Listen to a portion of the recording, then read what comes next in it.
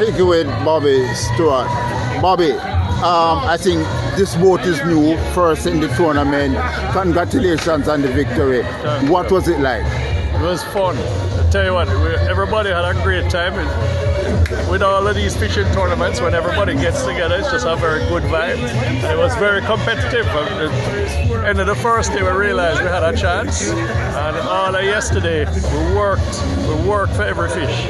And just went back and forth all day. We thought we equalized yesterday afternoon, but we had an angler who wasn't registered, so we disqualified that fish. And today we ran out at 6:30 in the morning. We got in at 7, and within 3 minutes we had the first Marlin, and we equalized. And then the rest of the day was just a game like this. And we just came in 3 minutes ahead of Peter in the end to clinch it. Excellent, excellent. It was a keen competition. Yeah, man. Good and fun. It's always good fun. Fishing with friends, but can't complain. Yeah. And one of the things here is that both boats are just beside each other. Yeah, this was always a setup laid out, you know, it just happened, you know. We call this the winner's room. flag alley.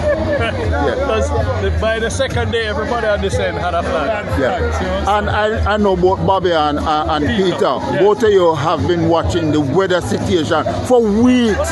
The hurricanes, what was happening, and you guys were saying that the weather's gonna be good, we're gonna have some marlins.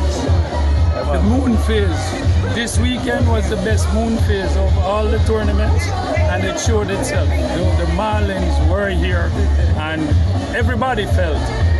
Nobody in the tournament didn't feel a marlin. Whether they saved it or it got away, you know, it's just the luck of everybody's. I think our dates were good too. Yeah. All right. We get 11 from. Yeah, man, hold on. From 8 boats, basically. Yeah. Yes, right. So, all right, thank you very much, Bobby. Thank you very much, Peter, and all the best. See you next year. Likewise. Take care.